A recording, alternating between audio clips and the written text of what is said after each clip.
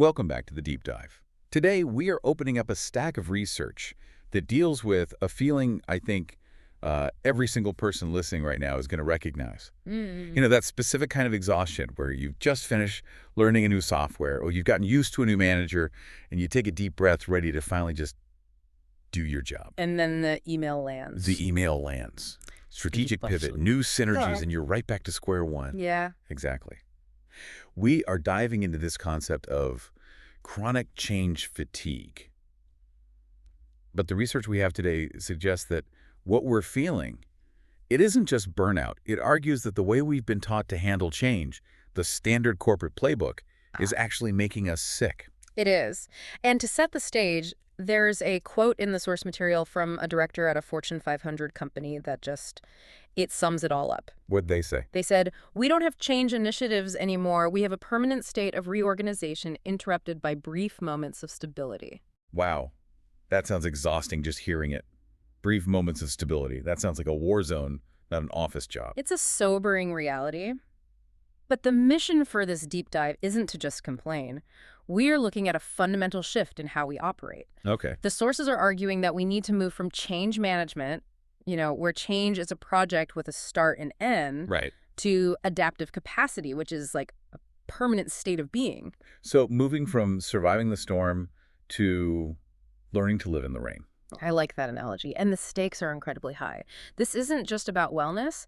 The data shows that organizations that get this right, the ones who build this adaptive capacity, they see 3.5 times higher revenue growth 3.5 times? and 2.1 times greater profitability. Okay, so there's a massive financial incentive, but I want to start with the human cost because we've all been busy before.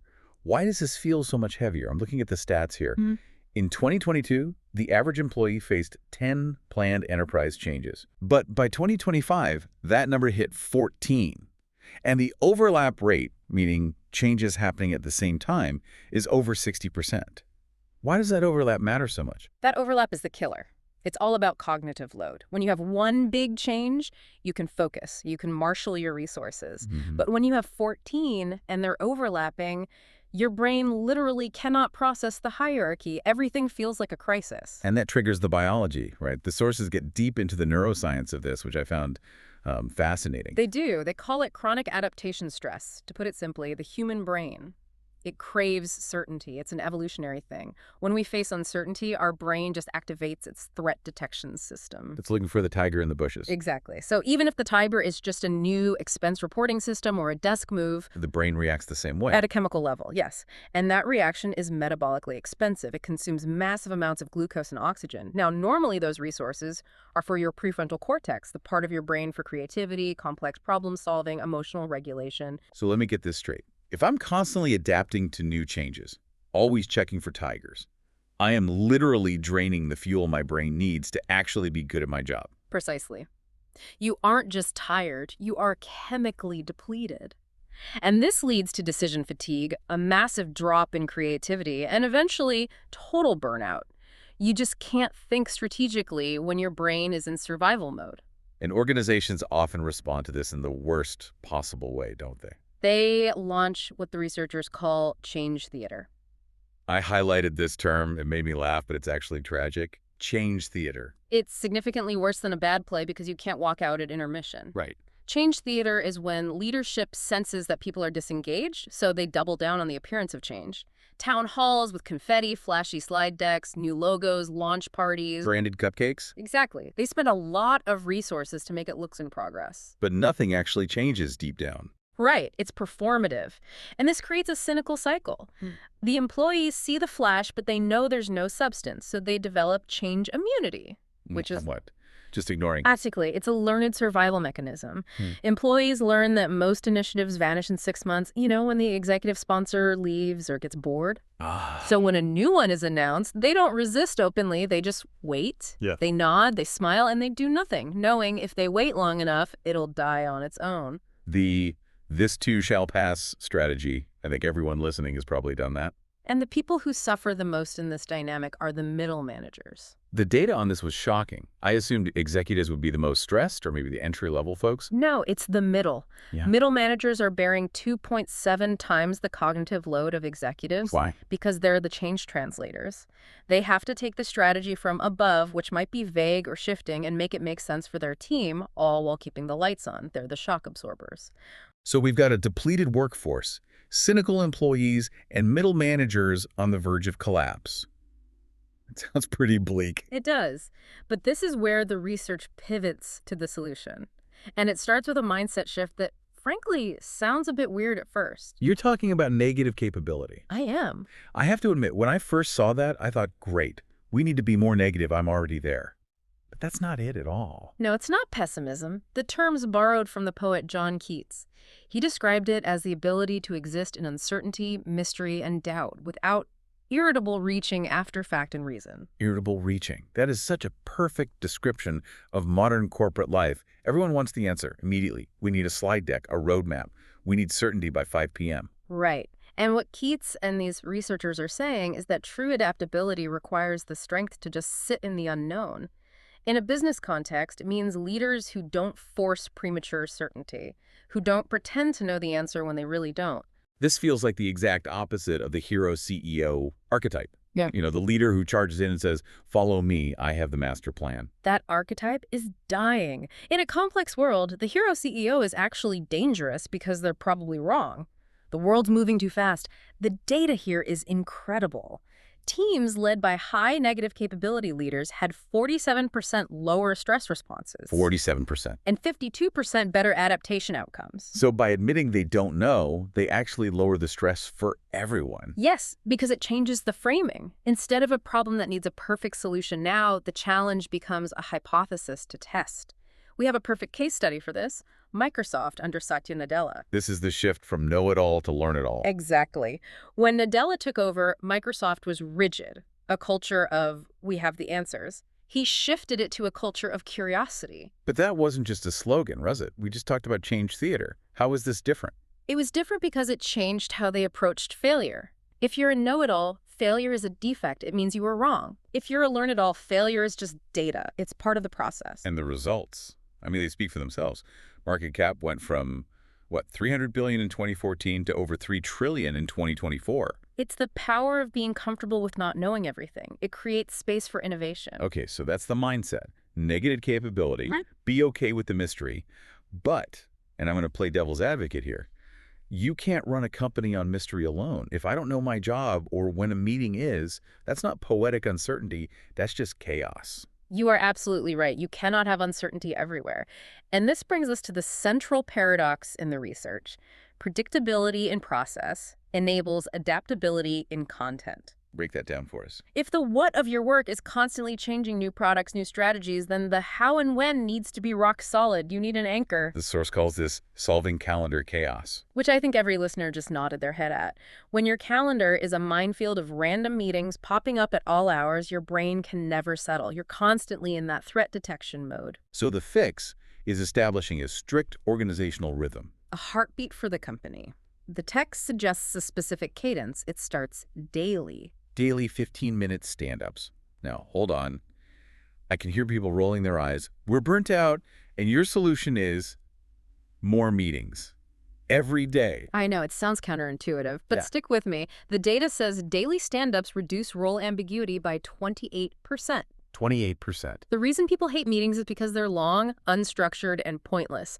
A 15-minute stand-up isn't a meeting, it's a synchronization. So it's just, what are you doing? What's blocking you? Go. Exactly. Just knowing what the priority is today stabilizes the brain. It removes the guesswork. Yeah. Okay, so micro-clarity. What about the longer term? Then you have the weekly cycle, weekly learning cycles or retrospectives. This lowers error rates by 43%. And here's the key.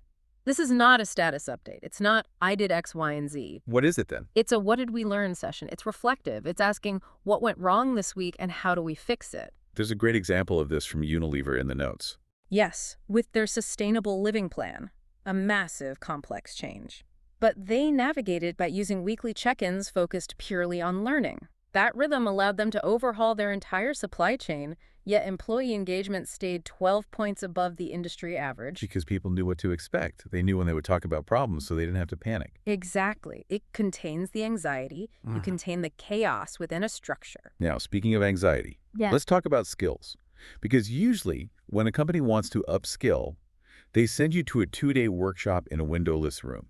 You eat a stale bagel and then go back to your desk where 3 days of work is piled up. Which nobody has time for. And honestly, it doesn't work. The retention rate from those workshops is abysmal because it's disconnected from reality. The source argues for everyday development. Learning in the flow of work. Right. And the example they use is the Pixar Brain Trust.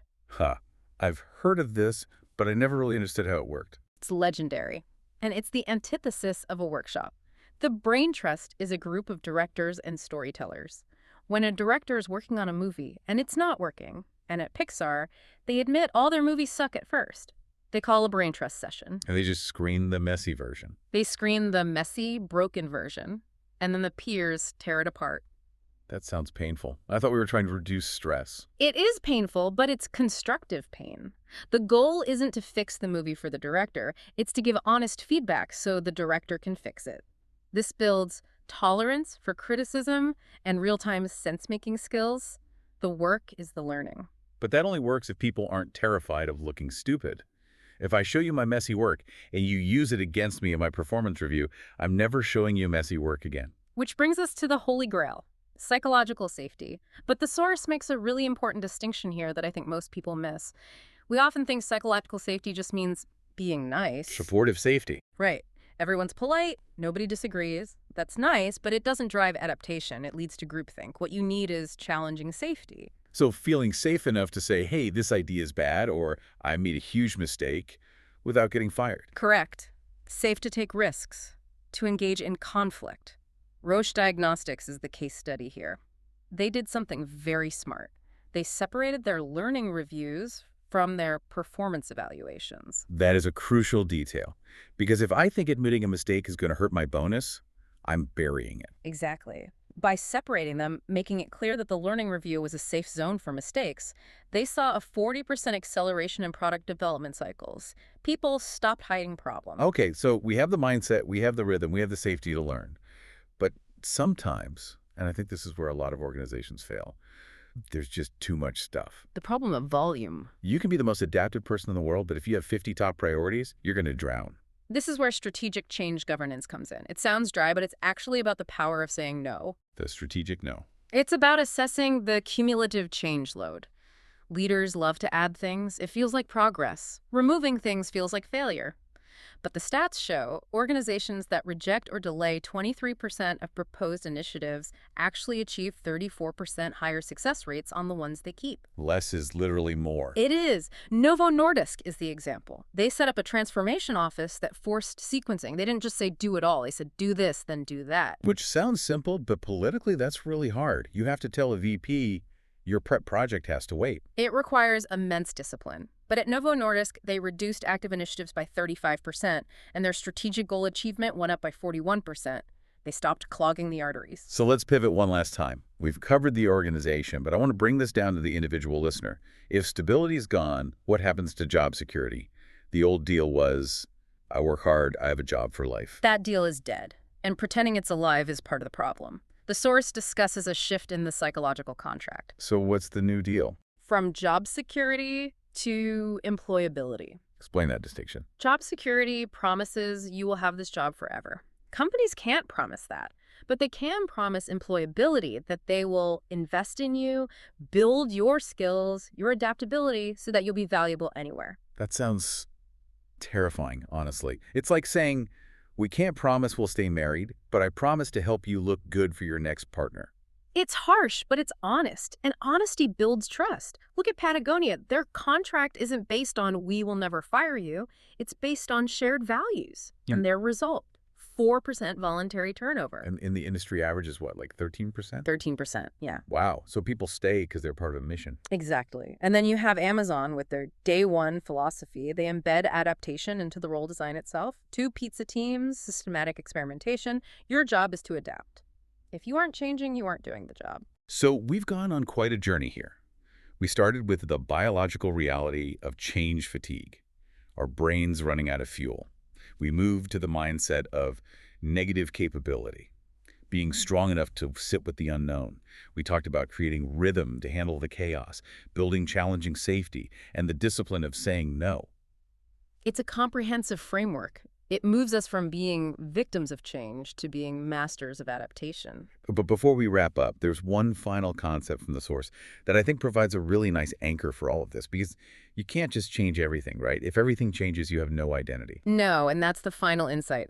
Islands of stability. What does that mean in practice? Research shows stability and change aren't opposites. They are complementary. You actually need stability to endure change. Think of a rock climber. You can reach for a new hold, that's the change, but only if your other hand has a firm grip on something solid.